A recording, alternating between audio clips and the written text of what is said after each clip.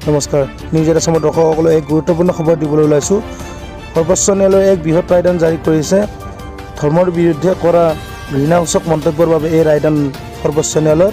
ভাৰতবৰ্ষত কোনো ধৰ্মৰ বিৰুদ্ধে ঘৃণাসূচক মন্তব্য কৰিব নোৱাৰিব বুলি উল্লেখ কৰিছে সৰ্বোচ্চ ন্যায়ালয়ে। দাঢ়ি আৰু টুপি দেখিলে ঘৃণাসূচক মন্তব্য কৰিব নোৱাৰিব বুলি উল্লেখ কৰিছে। আৰু প্ৰতিখন ৰাজ্যই ঘৃণাসূচক মন্তব্যৰ পৰা ৰাজ্যবাসীক সুৰক্ষা দিয়ক বুলি উল্লেখ কৰিছে। ঘৃণাত্মক মন্তব্যক বাধা দিব নোৱাৰিলে ভয়ংকৰ বাতাবৰণৰ সৃষ্টি হ'ব বুলি উল্লেখ কৰিছে। আৰু ৰাজ্যত ধৰ্মৰ বিৰুদ্ধে ঘৃণাত্মক মন্তব্যৰ বাবে এয়া চৰকাৰৰ নতুন পদক্ষেপ। ভাৰত এখন ধৰ্মনিৰপেক্ষ দেশ, ইয়াত সকলো ধৰ্মৰে সমান অধিকাৰ আছে।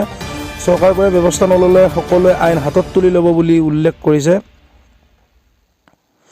এই ঘৃণাত্মক মন্তব্যক লৈ ক্ষুণ্ণ হৈ পৰিছে সৰ্বোচ্চ ন্যায়ালয়ে। সৰ্বোচ্চ ন্যায়ালয়ে এক বৃহৎ ৰায়দান জাৰি কৰিছে। আমি একে ৰাষ্ট্ৰৰ নাগৰিক হিচাপে পৰিচয় দিওঁ, এয়া আমাৰ মহানুভৱতা, এয়া কথা বুজিব লাগিব বুলি উল্লেখ কৰিছে।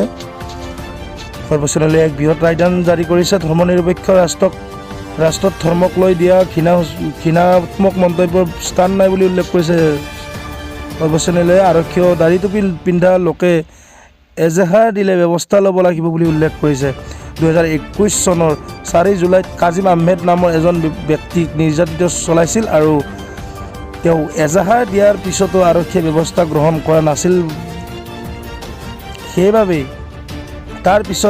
ইয়াৰ পিছতেই আদালতৰ কাষ চাপে নিৰ্যাতিত কাজিম আহমেদে আৰু ঘৃণাত্মক মন্তব্যৰ বিৰুদ্ধে সৰ্বোচ্চ ন্যায়ালয়ে গোচৰ তৰিছিল। কাজিম আহমেদে খুদ নিজেই ভাৰতবৰ্ষত কোনো ধৰ্মৰ বিৰুদ্ধে ঘৃণাসূচক মন্তব্য কৰিব নোৱাৰিব বুলি উচ্চ ন্যায়ালয়ৰ এয়া ৰায়দান।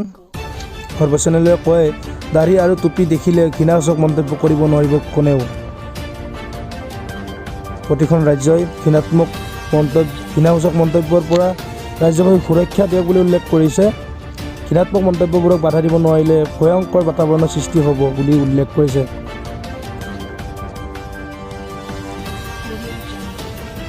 আমি সকলোকে জনাই আছোঁ, ভাৰতবৰ্ষত কোনো ধৰ্মৰ বিৰুদ্ধে ঘৃণাসূচক মন্তব্য কৰিব নোৱাৰিব।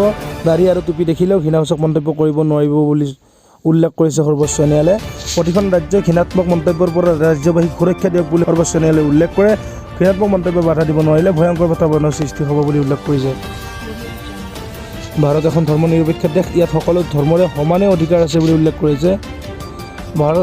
চৰকাৰবোৰে ইয়াৰ ব্যৱস্থা নল'লে আইন সকলোৱে হাতত তুলি ল'ব বুলি এদিন কৈছে। এই ঘৃণাত্মক মন্তব্যক লৈ ক্ষুণ্ণ হৈ পৰিছে সৰ্বোচ্চ ন্যায়ালয়ে। আমি একে ৰাষ্ট্ৰৰ নাগৰিক হিচাপে পৰিচয় দিওঁ, এয়া আমাৰ মহানুভৱতা, এয়া বুজিব লাগিব। গতিকে উচ্চ ন্যায়ালয়ে এক বৃহৎ ৰায়দান জাৰি কৰিছে। এই ক্ষেত্ৰত ধৰ্মনিৰপেক্ষ ৰাষ্ট্ৰত ধৰ্মক লৈ দিয়া ঘৃণাত্মক মন্তব্যৰ স্থান নাই বুলি উল্লেখ কৰিছে। ভাৰতবৰ্ষত কোনো ধৰ্মৰ বিৰুদ্ধে ঘৃণাসূচক মন্তব্য কৰিব নোৱাৰিব বুলি উল্লেখ কৰিছে সৰ্বোচ্চ ন্যায়ালয়ে।